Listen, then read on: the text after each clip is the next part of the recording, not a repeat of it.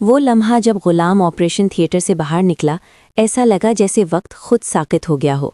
उसके चेहरे पर थकन नहीं बल्कि शिकस्त लिखी थी। आंखों में वो दर्द था जो लफ्ज़ों से पहले बोल उठता है, और फिर वो एक जुमला जो सुंदरी की सारी दुनिया उजाड़ देता है, मैं आपके बाबा को नहीं बचा सका।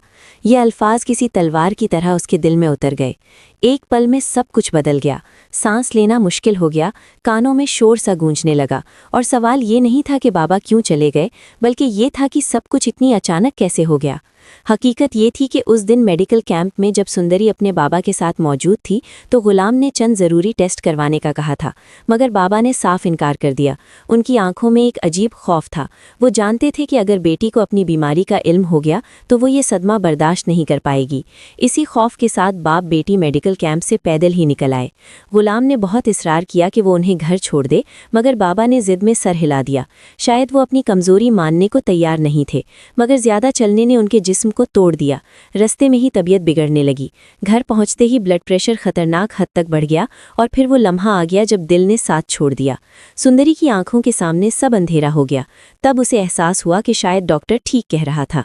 घबराहट में वो गुलाम को बुलाने के लिए दौड़ी, मगर किस्मत ने उसी वक्त एक और जख्म तैयार कर रखा था। उसी हवेली में सुंदरी की माँ की तबीयत भी अचानक खराब होने लगी। एक तरफ गुलाम सुंदरी के बाबा को अस्पताल ले जा रहा था, दूसरी तरफ बादशाह सुंदरी की माँ का ख्याल रख रहा था।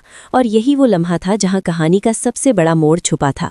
बादशाह ने गुलाम को फ़ोन किया, सिर्फ ये कहने के लिए कि वो फ़ौरन हवेली वापस आ जाए, मगर पहली बार गुलाम उसकी कॉल अटेंड न कर सका। अस्पताल पहुंचकर गुलाम ऑपरेशन थिएटर की तरफ भागा। उसने हर मुमकिन कोशिश की, हाथ कांप रहे थे, मगर नीयत मजबूत थी। मगर हार्ट अटैक इतना शदीद था कि दिल को नाकाबिले तलाफी नुकसान पहुंच चुका था। और फिर वही अल्फाज जो सुंदरी की जिंदगी से सब कुछ छीन ले गए, मैं आपके बाबा को नहीं बचा सका। ये खबर उस पर क़यामत बनकर गिरी। चीख भी ना निकल सकी, आंसू भी जैसे खुश्क हो गए, और इसी लम्हे कहानी ने एक नया रुख इख्तियार कर लिया। गुलाम सुंदरी को अपने घर ले आया, जहां उसकी माँ ने उसे माँ की तरह संभाला, उसके सर पर हाथ रखा, खामोश आंसुओं को दुआ में बदल दिया, और इसी घर में एक टूटा हुआ दिल आहिस्ता आहिस्ता जुड़ने लगा। यहीं से गुलाम और सुंदरी की मोहब्बत की कहानी ने जन्म लिया। एक ऐसी मोहब्बत जो दुख की कोख से पैदा हुई थी, मगर असल तूफान अभी बाकी था, क्योंकि जिस दिन बादशाह को यह खबर मिली कि उसकी सुंदरी गुलाम के घर रह रही है, उस दिन नफरत ने जन्म लिया। गुरूर ने अक्ल पर पर्दा डाल दिया, और दोस्ती दुश्मनी में बदल गई।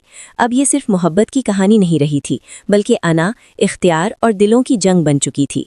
इस पूरी कहानी का सबक यही है कि ज़िंदगी में सबसे ख़तरनाक चीज़ गुरूर और ताख़ीर है, क्योंकि सच को जितना छुपाया जाए वो उतनी ही शिद्दत से सामने आता है। और जो लोग वक्त पर एक दूसरे की बात नहीं सुनते, वो अक्सर अपनी